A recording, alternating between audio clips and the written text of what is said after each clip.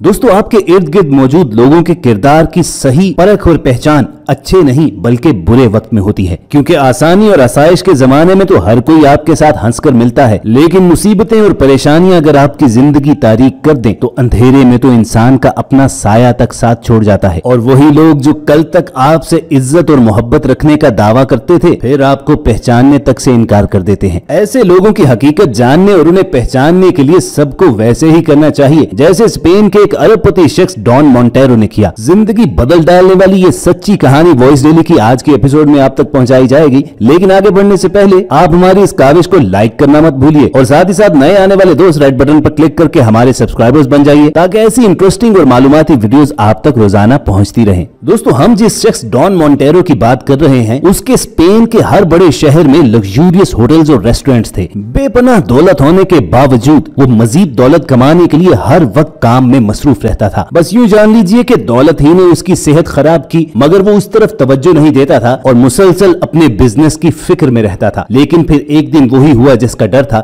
उसकी तबीयत बहुत ज्यादा खराब हुई और उसके जिगर में शदीद दर्द उठा, जिसके बाद उसे डॉक्टर के पास ले जाया गया, जहां उसका चेकअप हुआ और उसे बताया गया कि उसे कैंसर हो चुका है, वो भी आखिरी स्टेज का। डॉक्टर्स ने जब उसे बताया कि वो चंद महीनों का मेहमान है और उसकी बेपनाह दौलत भी उसके लिए कुछ नहीं कर सकती, डॉन मोंटेरो के जहन में यह ख्याल आया कि अरबपति होने के बावजूद जब वो जिंदगी के हाथों बेबस हो चुका है तो उन लोगों का क्या हाल होता होगा जो गुर्बत के आलम में जिंदगी जीते हैं। बहुत से लोगों के पास तो इतने पैसे भी नहीं होते कि वो 2 वक्त रोटी खा सकें, और जब उनमें से कोई मांग तांग कर पैसे इकट्ठे कर भी ले तो फिर भी बड़े बड़े होटल्स या रेस्टोरेंट्स में खाना खाने वाले लोग और इन होटल्स या रेस्टोरेंट्स का अमला बहुत संगदिल होता है। वहां किसी गरीब का ख्याल नहीं किया जाता। उसने घर आकर सोचा कि अपने जिंदगी के आखिरी दिन वो इन्हीं बेघरों और गरीबों के नाम करेगा और देखेगा कि जो होटल्स उसने इतनी मेहनत से बनाए हैं क्या उसमें भी गरीब खा सकते हैं और मेरा स्टाफ उनके साथ क्या सलूक करता है। चुनाचे वो शख्स जो कि अरबपति था, उसने भिखारियों और बेघर लोगों की तरह फटे पुराने कपड़े पहने और अपने ही रेस्टोरेंट्स विजिट करने का फैसला किया। डॉन सबसे पहले शहर के अपने उस होटल में गया जो सबसे बड़ा और मशहूर था, लेकिन एक भिखारी के रूप में दाखिल होते वक्त ही उसे दरवाजे पर खड़े गार्ड ने कहा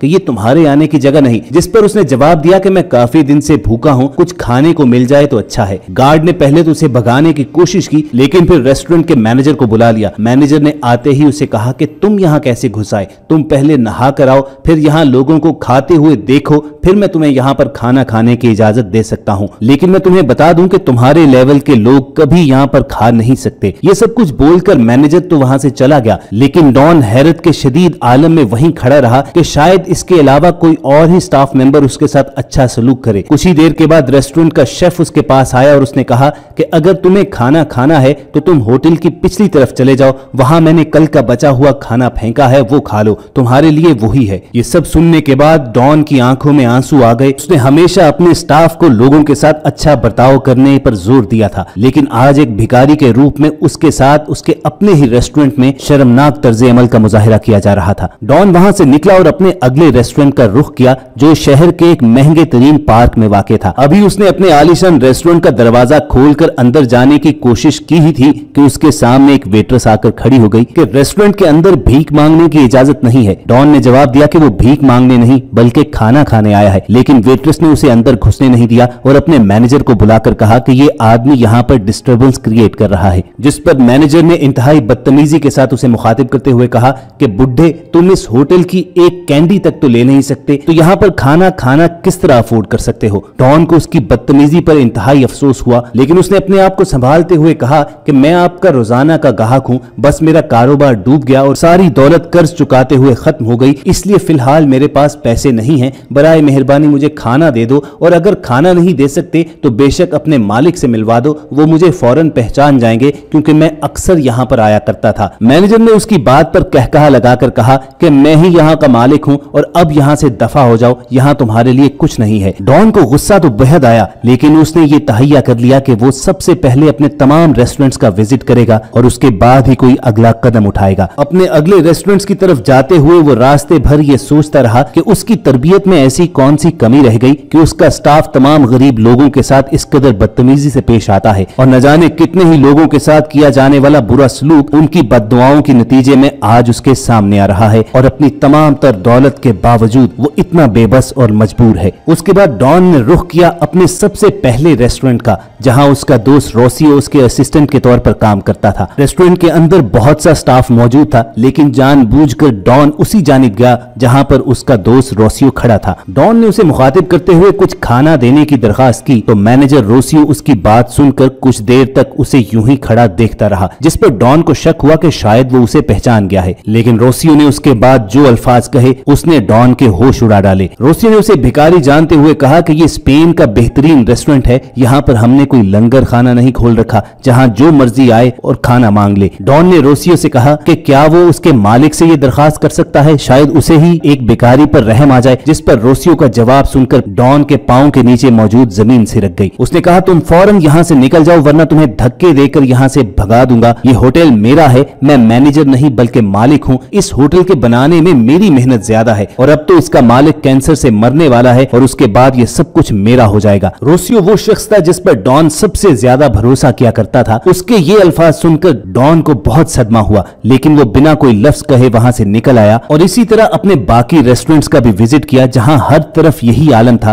कि उसे भिखारी समझकर हकारत के साथ वहां से भगा दिया जाता। हर जगह से नाउमीद होने के बाद डॉन ने अपने आखिरी रेस्टोरेंट की तरफ जाने का फैसला किया, जो शहर से जरा दूर एक ऐसे मकाम पर था जहां इर्द गिर्द सब्जाजार और झील थी और पिकनिक स्पॉट पर अकेला रेस्टोरेंट होने की वजह से वहां काफी हजूम रहा करता था। डॉन दरवाजा खोलकर अपने उस रेस्टोरेंट में दाखिल हुआ तो एक सिक्योरिटी गार्ड उसकी जानिब बढ़ा, जिसे देखकर डॉन दिल ही दिल में अभी तैयारी कर ही रहा था कि उसे भिखारी जानकर अभी यहां से बाहर फेंक दिया जाएगा। मगर सिक्योरिटी गार्ड के इस्तकबाल करने पर डॉन ने जब उसे कहा कि मुझे कुछ खाने को चाहिए तो वो गार्ड फौरी तौर पर रेस्टोरेंट मैनेजर को साथ ले आया। रेस्टोरेंट मैनेजर ने इंतहाई नरमी के साथ डॉन से पूछा कि मैं आपकी क्या खिदमत कर सकता हूं, जिस पर डॉन ने उसे कहा कि उसे खाने को कुछ चाहिए, मगर शहर के हर रेस्टोरेंट ने उसे धक्के देकर वहां से निकाल दिया है। मैनेजर ने इंतहाई नरमी के साथ उससे दरखास्त की कि अभी यहाँ पर कोई टेबल खाली नहीं है, वो थोड़ी देर बाहर बैठकर खाने की टेबल खाली होने का इंतजार कर ले। डॉन वहां पर बैठकर इंतजार करने लगा और यूं ही इंतजार में उसे 1.5 घंटे से ज्यादा का वक्त गुजर गया। डॉन समझ गया कि मैनेजर ने तरीके और चालाकी के साथ उसे वहां से निकालने की कोशिश की है। चुनाचे वो वहां से उठकर जाने लगा तो मैनेजर ने उसे देख लिया तो फौरी तौर पर उसे अंदर बुलाया। रेस्टोरेंट के कोने में एक टेबल सजाया गया था जिस पर हर तरह का खाना मौजूद था। वो हैरत के आलम में उस टेबल पर बैठ गया और उसके साथ वाली कुर्सी पर रेस्टोरेंट का मैनेजर। खाना खाते हुए डॉन मोंटेरो ने उस मैनेजर को कहा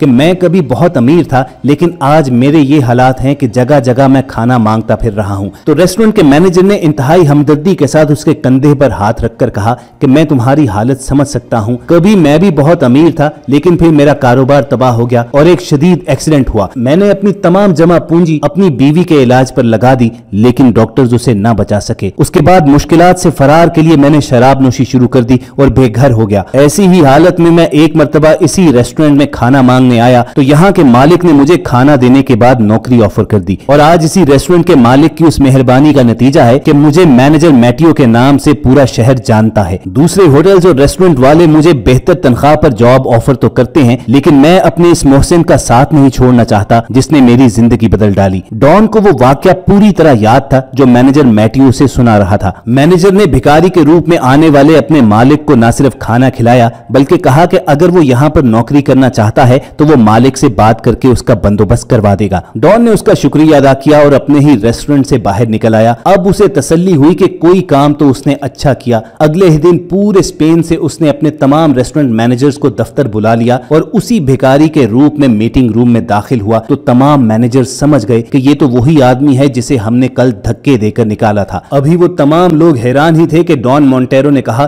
कि मैटियो जो कि शहर से बाहर रेस्टोरेंट के मैनेजर हैं, उनके अलावा मैं सबको नौकरी से निकाल रहा हूं क्योंकि मुझे ऐसे लोगों की कोई जरूरत नहीं है जिनके अंदर इंसानियत के लिए दर्द नहीं है। आप सभी लोग आज के बाद अपने अपने लिए बेहतर नौकरी तलाश कर सकते हैं। उसने ऐलान किया कि वो मैटियो को अपने तमाम रेस्टोरेंट्स का मैनेजर बना रहा है और बाकी तमाम रेस्टोरेंट्स के मैनेजर को फारिग कर रहा है। मीटिंग रूम में मौजूद तमाम लोग शर्मसारी के आलम में अपने मुंह झुकाए बैठे हुए थे और उनमें सबसे ज्यादा शर्मिंदा डॉन का पुराना दोस्त रोसियो था। वो ये सोच रहा था कि क्या बहाना बनाकर वो डॉन को दोबारा से राजी कर ले, लेकिन रोसियो के तमाम अल्फाज तो खुद डॉन के सामने ही बोले गए थे। चुनाचे उनके दरमियान अब जर्रा बराबर दोस्ती बाकी नहीं रही थी। डॉन ने कहा कि उसकी कोई औलाद नहीं है, कोई फैमिली नहीं है और वो अपने स्टाफ को अपनी फैमिली ही समझता है। चुनाचे उसने फैसला किया कि वो अपनी जिंदगी के बाकी दिन उस रेस्टोरेंट के स्टाफ के साथ गुजारेगा जिन्होंने उसके साथ अच्छा सलूक किया। दूसरी जानिब मैथ्यू अपनी इंसान दोस्ती और रहमदिली की वजह से तमाम रेस्टोरेंट्स का मैनेजर बन गया और अब वो अपने तबाह हो जाने वाले पुराने कारोबार से कहीं ज्यादा कमाना शुरू हो गया। और दोस्तों, रहमदिली और इंसानियत यही तो वो जज्बे हैं कि जो अगर हम अपने कोलीग्स, अपने घर वालों और अपने रिश्तेदारों के साथ बरतें तो ये दुनिया बहुत खूबसूरत हो सकती है। यही वॉइस डेली की आज के एपिसोड का मकसद भी था। और अगर आपको हमारी बात अच्छी लगी हो